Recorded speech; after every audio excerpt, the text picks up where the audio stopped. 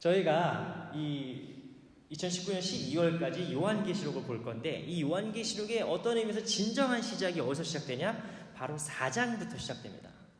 왜냐하면 3장까지 그 7교회의 이야기는 그냥 읽으면은 읽을 수 있는 내용이에요. 읽으면 다 이해할 수 있는 내용이에요. 그런데 4장부터 환상이 나옵니다. 환상. 지난주에 우리가 뭘 얘기했죠? 시를 읽을 때는 시를 읽는 네세 밴둥이 다 있다고 했어요. 편지를 읽을 때는 편지를 읽는 법이 있고, 공문을 읽을 때는 공문을 읽는 법이 있고, 논문을 읽을 때는 논문을 읽는 법이 있습니다. 그죠? 그러니까 시를 읽을 때 이걸 소설처럼 읽기 시작하면은 오해가 생길 수 있는 겁니다. 요한계시록의 4장부터는 환상을 기록하고 있는데, 이 환상은 어떻게 읽어야 되느냐? 어렵게 얘기해서 묵시론적으로 읽어야 됩니다. 묵시론적으로 읽어야 돼. 그러니까 이게 되게 어려운 얘기예요. 그래서 이거를 신천지 같은 이단들은 이거를 막 자기들 마음대로 막 풀거든요. 이거를 막 여기 나오는 뭐가 뭐고 막 환상을 이렇게 막 그 문자 그대로 이해해가지고 푸는데 잘못 읽으면 큰일 납니다. 그래서 이제 우리가 이 환상을 어떻게 읽느냐? 상징으로 읽어야 됩니다. 상징. 이 문자 그대로가 아니라 상징으로 읽어야 되는데, 1절 말씀, 4장 1절 말씀 보시면, 우리가 오늘 5절까지 다 읽을 수 없기 때문에 2절만 딱 읽었지만 4장 1절 말씀 보십시오. 4장 1절 말씀 보시면 이렇게 써 있습니다. 이 일 후에 내가 보니 하늘에 열린 문이 있더라 하는 겁니다. 하늘에 열린 문이 있더라. 이거를 문자적으로 이해해서 하늘에 들어갈 때 문이 있어 라고 이해하시면 안 되는 거죠. 뭡니까? 상징입니다. 오픈의 튜어. 하늘에 갔는데 문이 열려 있는 거예요. 게 오픈에트 튜어군요. 게 오픈에트 튜어. 뭐예요? 문이 열려 있는 상태인 겁니다. 여러분, 우리가 하나님 나라를 생각할 때 가장 중요한 이미지가, 첫 번째 이미지가 뭐야 될까요? 게 오픈에트 튜어. 문이 열려 있는 거예요. 하나님의 나라는 뭔가 비밀스러운 곳, 뭔가 굳게 닫혀 있는 곳이 아니라 뭡니까? 항상 열려 있는 곳이죠. 하늘의 문은 언제나 우리를 향해서 열려 있습니다. 그래서 오픈 바롱이에요. 이 말씀의 제목이 오픈 바롱.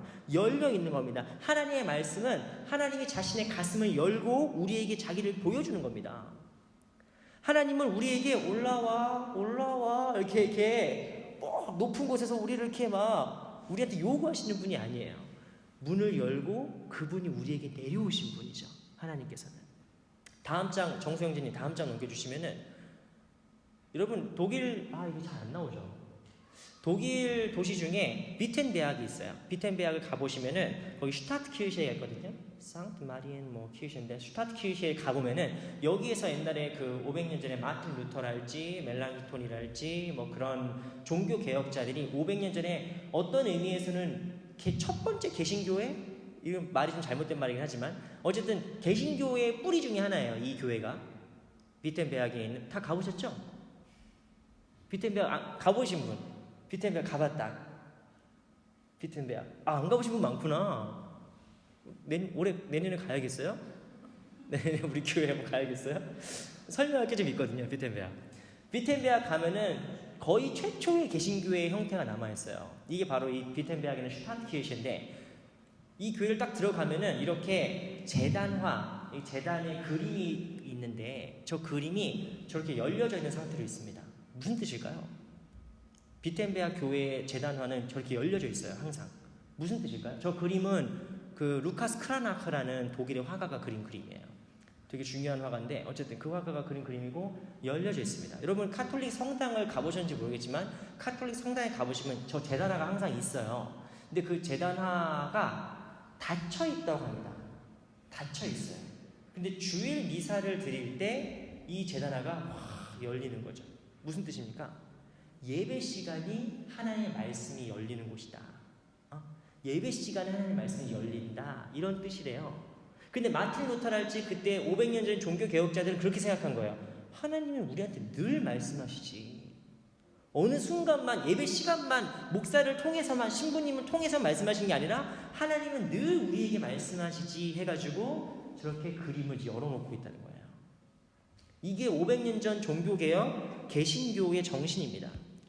하늘에 열린 문이 있더라. 무슨 뜻입니까? 하늘은 항상 열려 있어요. 우리가 마음의 문을 닫는 거지. 하늘은 우리를 향해서 언제나 문을 열고 있습니다. 여기서 열려 있다라는 거는 수동태 과거 분사입니다.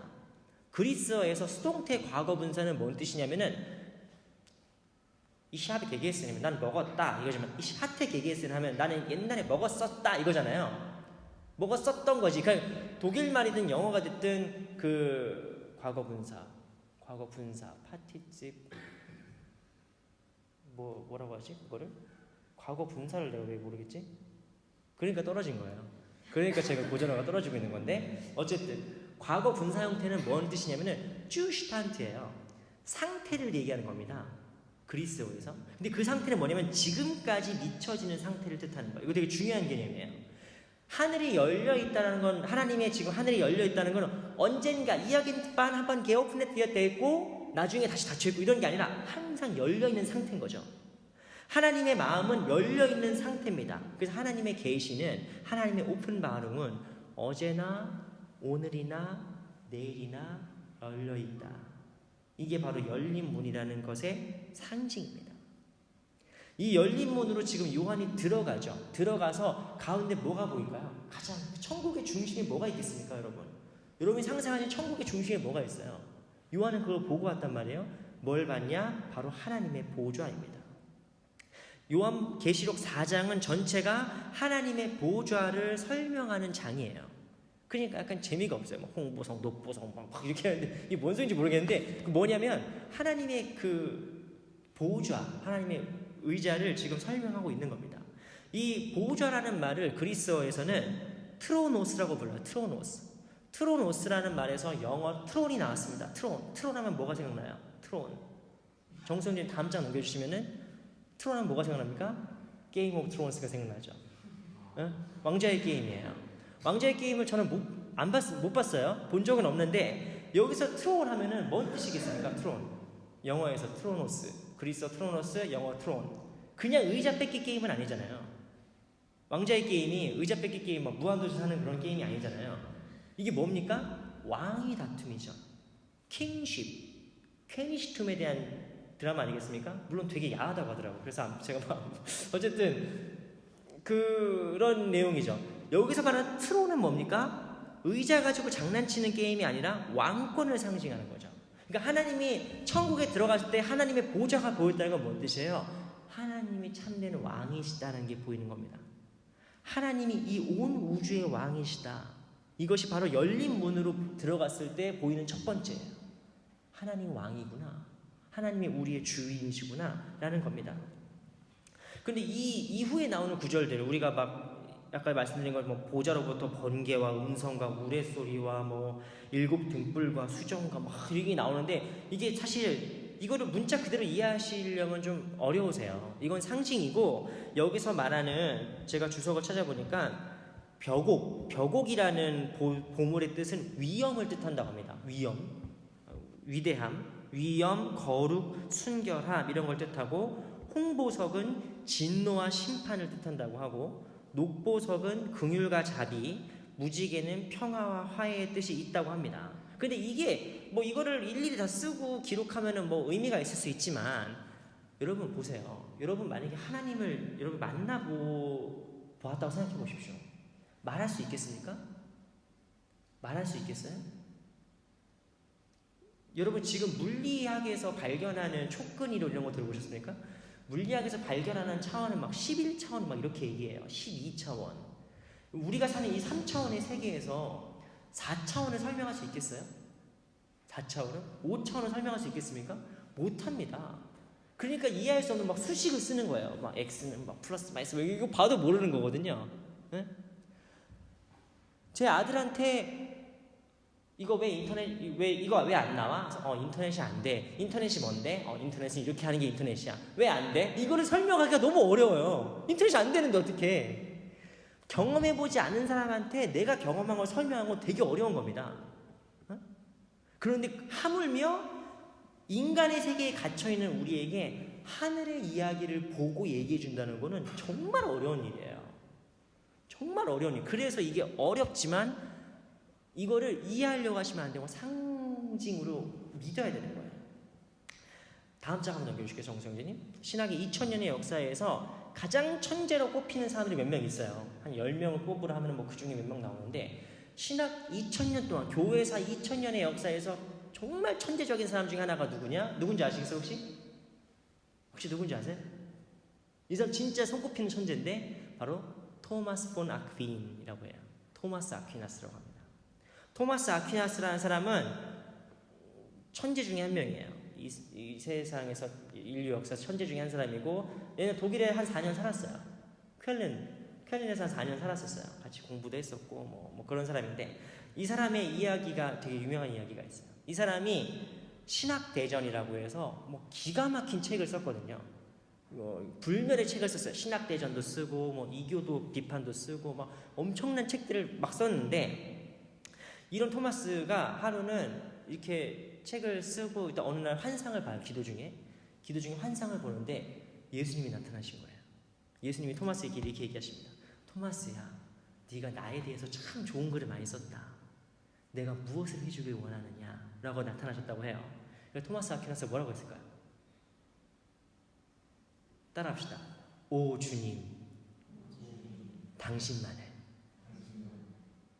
오 주님, 당신만을. 이게 토마스 아퀴나스가 한 얘기예요. 토마스야, 내가 너에게 뭘 해줄까? 그러니까 토마스 아퀴나스가 예수님을 보니까 아무 생각도 안 나는 거예요. 그러니까 뭐라고 하냐면은 오 주님, 당신만을, 이렇게 얘기합니다. 그래서 그 뒤로 토마스가 글을 안 써요. 실제로 그 환상을 보고 석 달 뒤에 돌아가시거든요. 돌아가시는데 글을 안 써요. 그래서 제자들이 선생님 왜 글을 안 쓰십니까? 토마스 아퀴나스가 얼마나 천재적인 사람이었냐면은 글을 여러분 저처럼 이렇게 앉아가지고 막 쓰지 않습니다. 토마스 아퀴나스쯤 되면은 글을 어떻게 쓰냐면은, 글을 쓰는 세크리터가 한 3명이 있어요. 그 비서가 자기 3명이 있고 토마스 아퀴나스가 불러줍니다. 가지고 자 1번 쓰자. 1-1번 뭐 하나님에 관하여 막 얘기 막 해요. 그 다음에 두 번째한테 그래 이교도에 대해서 쓰자 하면서 3권을 동시에 집필하는 사람이에요. 뭐 말도 안 되는 사람이에요. 그냥 쓰면 바로 책 되거든요. 근데 그 사람이 글을 안 쓰니까 제자가 와서 물어요. 선생님 왜 글을 안 쓰십니까? 선생님 왜 더 책을 불러주지 않으십니까? 라고 얘기하니까 토마스 아퀴나스의 어떤 유명한 말이 있습니다. 내가 지금까지 써왔던 모든 것들은 내가 본 거에 비하면 지푸라기와 같다. 그렇게 말을 해요. 그렇게 말을 하고 3개월 뒤에 진짜로 하나님 만나러 가거든요. 무슨 소리입니까? 여러분, 하나님의 계시라는 거, 하나님의 세계라는 거, 하나님의 나라라는 거, 우리가 보면은 설명이 안 되는 것들이에요. 우리가 보면은 이게 묘사할 수 없는 것들입니다. 그러니까 막 녹보석, 홍보석, 번개, 유리바다 막 이렇게 얘기하고 있는 거죠.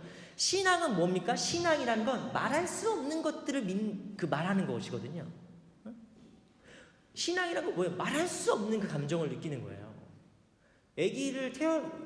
오늘 한성호 집사님이 느끼실지 모르겠지만, 아기가 처음 딱 태어났을 때 그 경험이라는 건 말할 수 없는 경험이에요. 네?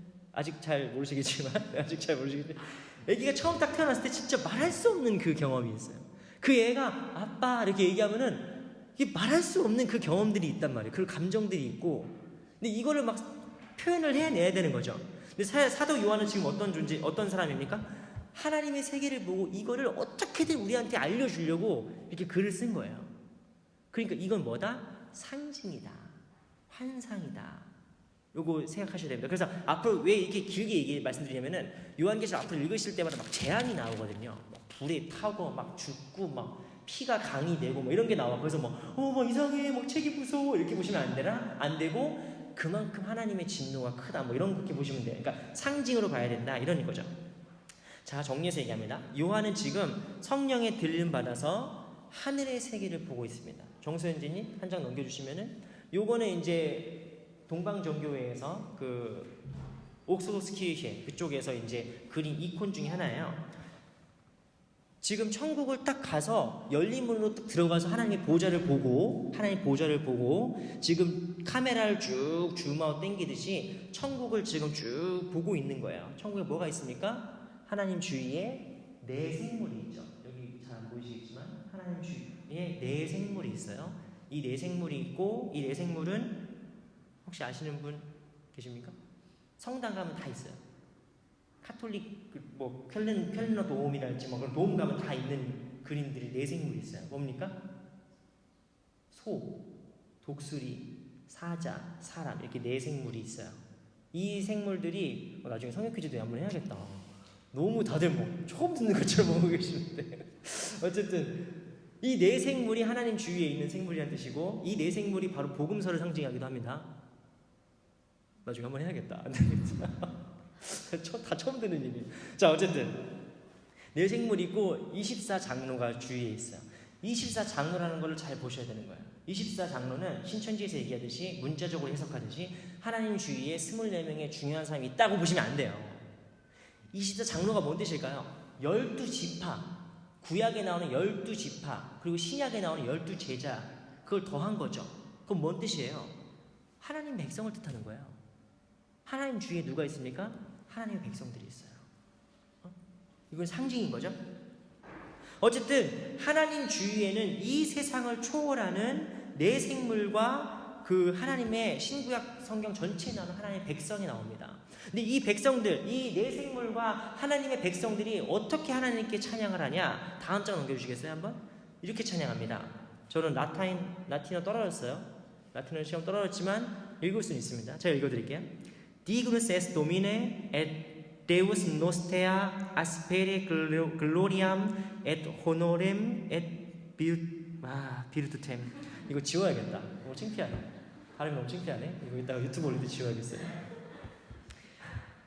Dignus est Domine et Deus nostra aspere gloriam et honorem et virtutem. 이거 잘 읽었네. 잘라야겠어. 우린 지금 이게 딱 읽으면은 지금 제가 발음이 웃기다고 다 웃잖아요. 웃지만 2000년 전에 초대 교인들이 이 얘기를 들으면은 무서운 얘기예요. 2000년 전에 로마 시민들이 이 얘기를 딱 들었을 때는 이런 얘기예요. 왜냐? 왕의 행차를 뜻해요. 디그누스 에스 도미네 하면은 왕이 지금 와 있는 거예요.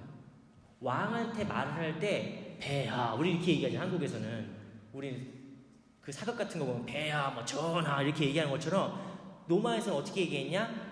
디그누스 에스 도미네라고 이렇게 얘기하는 거예요. 뭐 황제는 누구예요? 하나님이에요. 황제가 신이라고. 그러니까 원래 이 말은 누구한테만 해야 되는 말입니까? 로마 황제한테만 해야 되는 말이에요. 로마 황제한테만 돌릴 수 있는 찬양 이야기입니다. 근데 이거를 지금 요한계시록에서 요한은 누구한테 돌리고 있는 거예요? 하나님께 돌리고 있죠. 무슨 말입니까? 지금 로마 황제가 받고 있는 디그누스 에 도미네라는 이 말은 지금 하나님께 올려드릴 찬양을 뺏은 거에 불과해요. 진짜로 이 찬양을 받기에 합당하신 분이 누구다? 오직 우리 하나님이시다. 그게 바로 요한계시록 4장의 핵심적인 메시지입니다. 하나님이 온 땅의 주인 되신다라는 겁니다. 그 다음 장 5장을 넘어가 보시면은 다음 장 정수영제 한 번 더 넘겨주시겠어요? 이건 로미식 카이저. 아까 그 원래 카이저에 대했다고 하고 다음 장 5장에 넘겨가 보시면은 하나님이 온 세상의 주인이에요. 알겠어요. 아멘이에요. 그런데 5장에 넘어가면 실제적으로 어려운 점이 나와요. 그게 뭐냐면은 7 봉인된 두루마기가 나옵니다. 두루마리. 7 인으로 봉인된 두루마리가 나와요. 여기서 보니까 무슨 케밥같이 생겼네요. 그런데 이건 뭐 되너 이런 게 아니고 뭡니까? 이거는 왕의 명령인 거죠. 근데 이게 1개도 아니고 7개를 박혔다는 거예요. 무슨 말입니까? 이거는 탑 시크릿인 겁니다. 탑 시크릿. 지금 하나님 보좌에 앉으신 세상의 왕이신 하나님께서 지금 손을 내밀어서 7 봉인된 두루마리를 주는데 이건 뭔 뜻이에요? 탑 시크릿. 왜 탑 시크릿이냐? 이 세상이 앞으로 어떻게 될지가 나오기 때문에 그래요. 이 우주의 운명이 이 탑 시크릿 안에 들어가 있는 거예요. 근데 이게 지금 몇 번이나 박혀져 있습니까? 7번이나 박혀져 있죠. 그러니까 이거 뗄 수 있다 없다? 아무도 못 뗀다는 뜻이에요. 이 7이는 아무도 뗄 수 없다는 뜻이에요. 그러니까 7개가 박혔는데 이 우주의 비밀을 앞에나 두고 아무도 열 사람이 없는 거예요. 그러니까 사도 요한이 웁니다. 5장 4절 말씀 보시면 그 두루마기를 펴거나 보거나 하기에 합당한 자가 보이지 아니하기로 내가 크게 울었더니. 왜 울었을까요? 사도 요한이 이걸 보고 이거 열 수 있는 사람이 없으니까 막 울었어. 왜 울었을까요? 여러분 미래 앞에서 울어봤습니까? 내일 앞에서 울어봤어요? 나는 지금도 울어. 내가 내일 어떻게 될지 모르겠어요. 내일 어떻게 되나. 독일 이거 원어 끝나고 어떻게 되는 거야? 이거 뭐 석사 끝나고 어떻게 되는 거야? 뭐 박사 끝나면 어떻게 되는 거야? 뭐 내일 앞에서 울어봤습니까? 우린 모두 다 내일 앞에서 울어요. 그런데 지금 사도 요한이 왜 내일 앞에서 우느냐? 오늘의 현실이 너무 힘들기 때문이에요. 지금 사도 요한이 처해 있는 현실은 어떤 곳입니까? 초대교인들이 박해를 받는 현실이에요. 예수 믿는 이유로 잡혀서 막 죽어가는 현실이에요. 그런데 언제까지 이런 일이 계속되겠냐는 거예요. 우리가 언제까지 이렇게 살아야 되냐는 거예요, 도대체. 그러니까 막 답답하고 힘들고, 근데 그 내일의 비밀이 지금 하나님 손에 있어. 여기에 들어가 있어. 근데 이거 열 수가 없는 거예요. 그러니까 막 우는 겁니다, 사도 요한이. 울어요. 그런데 그때 장로 한 사람이 다가와서 사도 요한을 위로하면서 이렇게 얘기합니다. 인을 뗄 자가 나타난다. 유다 지파의 사자 다윗의 뿌리가 이 인을 떼시리라 라고 얘기하는 겁니다. 누굽니까? 다음 장 넘겨주시면 마지막 장이에요. 네, 정성재님 이제 쉬셔도 돼요. 이 인을 떼기에 합당한 자가 누굽니까? 다윗의 자손 유다 지파의 사자 예수 그리스도를 뜻해요. 이 탑시크릿 우주의 가장 중요한 비밀을 뗄 수 있는 사람이 누구냐? 오직 예수 그리스도뿐이라는 거예요. 근데 이렇게 얘기하고 끝내면 할렐루야 아멘 하고 끝내면 되는데, 여기 문제가 뭐냐면은 지금 5장 6절 말씀 보시면 사도 요한이 그 예수를 바라보니까 예수를 또 이렇게 쓰고 있어요. 예수님이다 이렇게 쓰지 않아요. 한 5장 6절 이렇게 써 있습니다. 또 내가 또 보니 보좌와 네 생물과 장로들 사이에 한 어린 양이 서 있는데, 이 어린 양이 누구겠어요? 예수 그리스도죠. 어린 양이 서 있는데 일찍이 죽임을 당한 것 같더라 이렇게 써 있습니다. 일찍이 죽임을 당한 것 같더라. 어린 양이 있는데 어린 양이 막 해맑게 매이러고 있지 않다는 거예요. 어린 양이 해맑게 막 뛰어놀고 있는 게 아니에요. 어린 양이 어떻게 보이냐? 죽은 것 같은데? 이렇게 보이는 거예요. 죽은 것 같은 어린 양이 보이는 거예요. 그러니까 이걸 그리스 말로 뭐라고 써 있냐면은 에스파그메논이라고 써 있어요.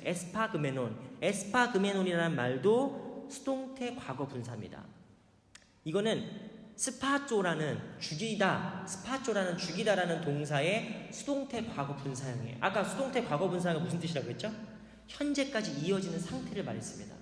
그러니까 에스파그메논이라는 건 뭘 뜻이에요? 예수님이 언젠가 죽었고 지금도 죽어 있는 것처럼 보여요. 그 뜻입니다. 이거 이상하죠? 예수님이 부활했잖아요. 예수님이 승리하셨잖아요. 근데 왜 예수님이 죽어 있는 것처럼 보이죠? 여러분, 우리가 살면서 예수님 죽어 있는 것 같을 때가 많지 않습니까? 하나님 지금 침묵하고 있고 하나님 어디 없는 것처럼 보일 때가 많지 않습니까? 근데 예수님 왜 피 흘린 죽임당한 어린 양의 모습을 계속 갖고 계시냐? 이분이 사자인데 뭔 뜻입니까?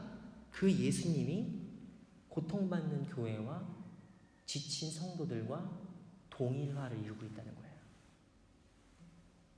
예수님은요, 지금 막 교인들이 막 죽어가고 피 흘리고 막 믿음 때문에 힘들고 지치고 쓰러지는데 예수님 먼저 저 천국에서 막 흰옷 깨끗하게 입고 막 이렇게 계신 분이 아니라는 뜻이에요. 예수님 어떤 분입니까?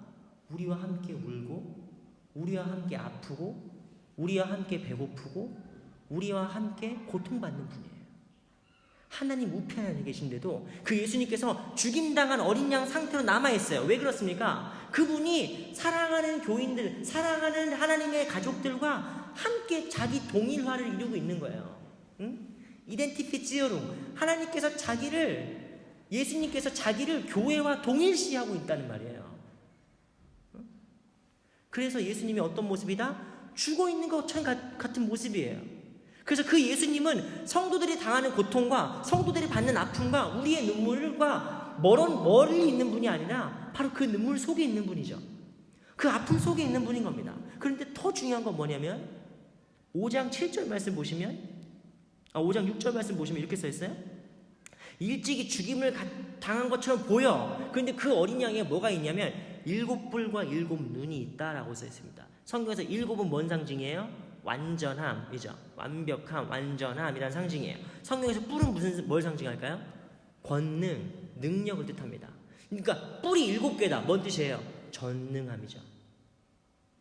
그리고 성경에서 눈은 뭘 뜻할까요? 하나님의 눈은 뭐예요? 우리를 감찰하신다고 하죠. 뭐든지를 아시는 분이라는 뜻입니다. 눈. 근데 그 눈이 7개예요. 뭔 뜻이에요? 알비센하이트. 모든 걸 아시는 분이라는 뜻입니다. 그러니까 죽임당하신 어린 양, 지금도 죽임당한 것처럼 보이고 성도들과 같이 이덴티피시어로 성도들과 동일시하면서 함께 고통받고 있는 그 어린 양 같은 예수가 사실은 누구예요? 전지전능한 하나님인 거죠. 이 세상의 주인이신 하나님 우편에서 전지전능한 하나님이시라는 겁니다. 이 예수님께서 우리에게 무엇을 말씀하시는 걸까요? 무엇을 말씀하시는 걸까요? 말씀 한번 찾아봅시다. 빌립보서 2장이에요. 빌립보서 2장 5절에서 11절까지 말씀에 이 죽임당한 어린 양의 비밀이 나와요.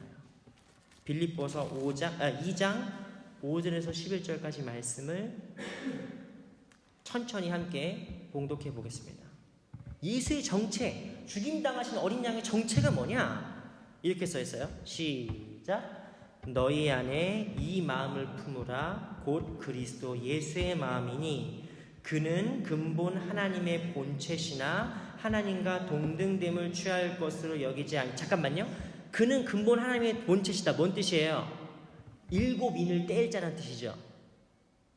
하나님의 그 비밀을, 우주의 비밀을 볼 수 있는 유일한 자. 왜? 하나님과 본체니까 그 유일한 자라는 뜻이에요. 자, 7절 말씀 시작. 오히려 자기를 비워 종의 형체를 가지사 사람들과 같이 되셨고 사람의 모양으로 나타나사 자기를 낮추시고 죽기까지 복종하셨으니 곧 십자가에 죽으심이라. 잠깐 여기까지요. 무슨 뜻입니까? 그 예수가 일곱인을 떼기 합당한 그 예수가 죽어 있는 거죠. 무능력하게 죽어 있는 모습이죠. 왜 죽어 있어요? 사람들과 같이 되셨고 종의 형체를 가져서 사람들의 모양으로 나타나는 거죠. 이덴티피티어로요. 하나님이 예수 그리스도가 우리와 함께, 예수께서 우리와 함께 계시는 거예요. 그래서 9절에서 11절 말씀을 제가 빨리 읽어드릴게요. 그러므로 하나님이 그를 높여서 지극히 모든 이름 위에 뛰어난 이름을 주사 하늘에 있는 자들과 땅에 있는 자들과 땅 아래에 있는 자들을 모든 무릎을 예수 이름 앞에 꿇게 하시고. 무슨 말입니까? 여러분, 하나님께서 지금 예수 그리스도 죽임당하신 어린 양을 지금 높이 들어서 유다의 사자 다윗의 지파로 이 세상을 바꾸어 놓으실, 이 세상을 완성시키실 길과 생명과 진리로 우리에게 보여주시는 겁니다. 사랑하는 빌레필드 교회 성도 여러분, 이것이 바로 천국을 바라본 사도 요한이 본 파노라마예요. 천국 하면은 막 황금문, 막 일곱, 뭐 대단한 거 있는 것 같지만 천국의 핵심을 중심부터 쭉 파노라마로 보잖아요. 그럼 무엇이 보이냐? 하나님의 보좌가 보이고, 이 우주의, 이 세상의 주인이 돈이 아니고, 이 세상의 주인이 로마가 아니고, 이 세상의 주인이 젊음이나 건강이 아니고 무엇이다? 하나님이다. 그 하나님의 보좌가 보이고 그 주위에 하나님의 백성들이 있고 그 예수 그리스도가 있는데, 그 예수 그리스도 어떤 분이시다? 죽임당하신 어린 양. 죽임당하신 어린 양. 이 비참하게 죽어가 있는 그 모습과 동시에 사자의 모습이죠. 전지전능한 왕으로 우리 앞에 계시는 거예요. 이 천국의 파노라마가 우리에게 주는 의미가 무엇입니까? 그것은 우리가 이 세상의 관점이 아니라, 땅의 관점이 아니라 하늘의 관점으로 세상을 살게 하는 겁니다. 지금 힘들고 어렵고 아프고 고통스럽고 인생의 모든 순간순간마다 우리가 붙잡아야 될 것이 무엇이냐? 바로 죽임당하신 저 어린 양, 저 십자가를 붙잡고 살아가야 된다. 이 말씀을 우리에게 주시는 겁니다. 우리가 말씀 생각하면서 죽임당하신 어린 양 함께 찬양하겠습니다.